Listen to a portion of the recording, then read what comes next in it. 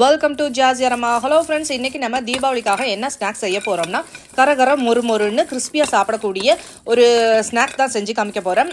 இதை வந்து diamond cuts, அதுக்கப்புறம் மைதா மாவு சீவல், அதுக்கப்புறம் மைதா மாவு பிஸ்கட் கூட சொல்லலாம். இந்த மைதா மாவு சீவல் வந்து எப்படி செய்யலாங்கிறத பார்க்கலாம். அதுக்கு ஒரு பவுலில் வந்து 4 கப்பு மைதா மாவு, அது கூட வந்து 1 ஸ்பூன் அளவுக்கு உப்பு சேர்த்துக்கோங்க.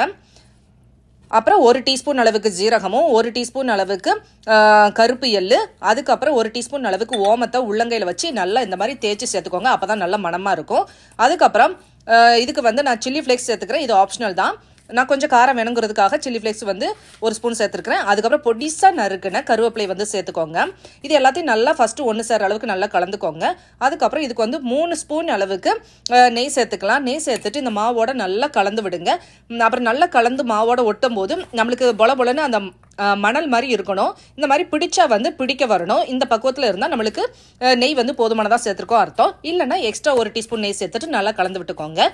அதுக்கப்புறம் கொஞ்சம் கொஞ்சமாக தண்ணி ஊற்றி அந்த மாவை வந்து நல்லா சப்பாத்தி மாவு பதத்துக்கு நல்லா பிசைஞ்சு வச்சுக்கோங்க. ரொம்ப ஹார்டாகவும் இல்லாமல் ரொம்ப டைட்டாகவும் இல்லாமல் ஓரளவுக்கு சரியான பதத்தில் வந்து நல்லா இந்த மாதிரி பிசைஞ்சு வச்சு ஒரு மூடியை வச்சு மூடிட்டு ஒரு 1/2 அன் ஹவர் மட்டும் இது வந்து ஊறட்டும். இந்த மாவு வந்து நல்லா ஒரு 1/2 அன் ஹவர் ஊறியாச்சு.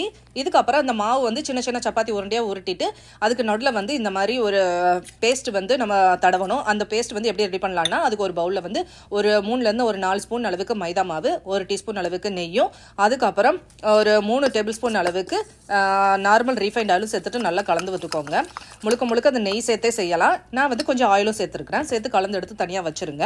அதுக்கப்புறம் நம்ம ரெடி பண்ணி வச்ச மாவு வந்து நல்லா திரும்ப ஒரு ஆட்டம் நல்லா இந்த மாதிரி தேய்ச்சிக்கோங்க. நல்லா இழுத்து பிசைஞ்சிட்டு இந்த மாவு வந்து பாதியாக கட் பண்ணிட்டு நம்ம சப்பாத்தி உருண்டை சைஸுக்கு உங்களுக்கு எந்த அளவுக்கு உருண்டை வேணுமோ அந்த அளவுக்கு உருண்டையை வந்து சின்ன சின்ன உருண்டையாக இந்த மாதிரி கட் பண்ணி எடுத்து வச்சுக்கோங்க.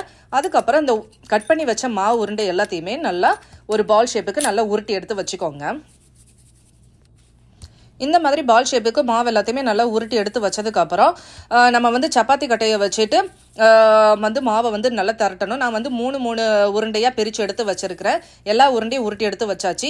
இதுக்கு வந்து 3 லேயர் தான் நான் சேர்க்க போகிறேன். அதுக்காக ஃபஸ்ட்டு வந்து 3 உருண்டை சப்பாத்தி உருண்டை மட்டும் எடுத்து வச்சுருக்கிறேன். அது வந்து ஒரு உருண்டை எடுத்துட்டு நல்லா இந்த மாதிரி சப்பாத்தி மாதிரி உங்களுக்கு எந்த அளவுக்கு இழுத்து தேய்க்க வருமோ அந்த அளவுக்கு முதல்ல தேய்ச்சிக்கோங்க. நல்லா இந்த அளவுக்கு தின்னா வந்து தேய்ச்சிருக்கிறேன். அதுக்கு மேலே நம்ம ரெடி பண்ணி வச்சா இந்த நெய் கலவையை சேர்த்துட்டு நல்லா இந்த மாதிரி எல்லா இடத்துலையும் அப்ளை பண்ணி விடுங்க. நல்லா வந்து ஈவனாக ஸ்ப்ரெட் பண்ணி விட்டதுக்கப்புறம் அதில் கொஞ்சம் மைதா மாவு டஸ்ட் பண்ணணும். நான் போடுறதுக்கு முதல்ல மறந்துட்டேன். அதுக்கப்புறம் நான் கொஞ்சம் எடுத்து நான் அதுக்கப்புறம் டஸ்ட் பண்ணிட்டேன். ஒவ்வொரு லேயர்லையும் இந்த பேஸ்ட்டை வந்து அப்ளை பண்ணிவிட்டு மைதா மாவு டஸ்ட் பண்ணிங்கன்னா நம்ம பொரிச்சு எடுக்கும்போது நல்லா கிறிஸ்பியாக வரும். அதனால் அந்த மாதிரி சேர்த்துக்கோங்க. எல்லா லேயர்லையுமே அதாவது 3 சப்பாத்தி வந்து நம்ம தேய்ச்சிருக்கோம் இல்லையா, 3ஐயும் போட்டு ஃபினிஷ் பண்ணிட்டு டாப்லையும் அதை போட்டுட்டு கொஞ்சம் மைதா மாவு டஸ்ட் பண்ணிவிட்டு இந்த மாதிரி நான் காமிக்கிற மாதிரியே பாதியை மடிச்சு விட்ருங்க. அதுலேயும் நெய் கலவை சேர்த்துட்டு மைதா மாவு டஸ்ட் பண்ணிவிட்டு இந்த மாதிரி நான் காமிக்கிற மாதிரியே பாதியாக மடிச்சிருங்க. மடிச்சுட்டு நம்ம சப்பாத்தி மாதிரி நல்லா எந்த அளவுக்கு நம்மளுக்கு தின்னா தேய்க்க வருமோ அந்த அளவுக்கு நல்லா தேய்ச்சி எடுத்துக்கலாம்.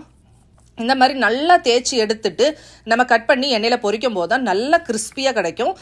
மேலே வந்து நல்லா பொறுன்ட்டு இருக்கும், உள்ளேயும் நல்லா வெந்து வரும். சூப்பரான லேயராக வரும். நம்ம லேயராக பண்ணுறதால நல்ல லேயராக வரும். இது வந்து ஒவ்வொரு சப்பாத்தியாகவும் கூட நம்ம தேய்ச்சி நார்மல் கட்டிங் கூட கொடுக்கலாம். லேயர்லாம் வேண்டாம், நார்மல் நம்மளுக்கு கிறிஸ்பியான சீவல் மாதிரி இருந்தால் போதும்னு நினச்சாலும் நீங்கள் ஒவ்வொரு சப்பாத்தியாக கூட போடலாம். ஆனால் இந்த மாதிரி 3 லேயர் 4 லேயர்னு போட்டு நம்ம செய்யும் போது எண்ணெயில் பொரிச்சு வரும்போது நல்ல புசுன்னு நல்லா திக்னஸாகவும் இருக்கும். அதே சமயம் உள்ளே வந்து நல்ல ஒவ்வொரு லேயரும் பொரிஞ்சு வரும்போது சாப்பிட்றதுக்கு ரொம்ப டேஸ்டியாகவும் இருக்கும். இந்த மாதிரியும் செய்யலாம். இந்த மாதிரி சப்பாத்தியை வந்து நல்லா தின்னா தேய்ச்சதுக்கப்புறம் நான் பீஸா கட்டரை யூஸ் பண்ணிவிட்டு நல்லா டைமண்ட் ஷேப்பில் வர்ற அளவுக்கு நல்லா கட் பண்ணி எடுத்துருக்கிறேன். உங்களுக்கு எந்த ஷேப்பு விருப்பமோ அந்த ஷேப்பில் நீங்கள் கட் பண்ணி எடுத்துக்கலாம். அதுக்கப்புறம் வந்து அடுப்பை பற்ற வச்சுட்டு ஒரு பேனில் வந்து தேவையான அளவுக்கு எண்ணெயை ஊற்றிட்டு எண்ணெய் நல்லா சூடானதுக்கப்புறம் ஃப்ளேமை நல்லா சிம் பண்ணிடுங்க. சிம் பண்ணிட்டு நம்ம கட் பண்ணி வச்சுருக்கிற இந்த பீசஸ் எல்லாம் எண்ணெயில் போட்டு நல்லா பொரிய விடுங்க. ஃபஸ்ட்டு நம்ம போடும்போது வந்து மொத்தமாக போடும்போது வந்து எல்லாம் ஒட்டுற மாதிரி இருந்தாலும் எண்ணெயில் போட்டதுக்கப்புறம் நல்லா ஒன்றுக்குள்ளே ஒட்டாமல் நல்லா வெந்து வரும்போது பிரிஞ்சு வந்துடும். நம்ம அப்பப்போ வந்து கரண்டியை வச்சு நல்லா கலந்து விட்டோம்னா 2 புறமும் நல்லா பொன்னிறமாக நல்லா செவந்து வரும். நிறுத்தி நிதானமாக ஒரு 10 நிமிஷம் நல்லா பொறுமையாக வேக விட்டு எடுத்தோம்னா சூப்பரான கிறிஸ்பியான நம்மளுடைய மைதா மாவு சீவல் ரெடி ஆயிரும். நல்லா அந்த நொர அடங்கி சத்தெல்லாம் அடங்கினதுக்கப்புறம் எடுங்க. அப்போ தான் சூப்பராக இருக்கும். கிறிஸ்பியான இந்த சீவலை நீங்களும் இந்த தீபாவளிக்கு உங்கள் வீட்டில் செஞ்சு பார்த்துட்டு எப்படி வந்துச்சுங்கிறத எனக்கு கமெண்ட் பண்ணி சொல்லுங்கள். அதோட இந்த வீடியோ பிடிச்சிருந்துச்சுன்னா ஃப்ரெண்ட்ஸ்க்கு ஷேர் பண்ணுங்க, லைக் பண்ணுங்க, கமெண்ட் பண்ணுங்க, சப்ஸ்கிரைப் பண்ண மறந்துடாதீங்க. உங்களை நெக்ஸ்ட் வீடியோ சந்திக்கும் வரை பாய் அண்ட் தேங்க்யூ.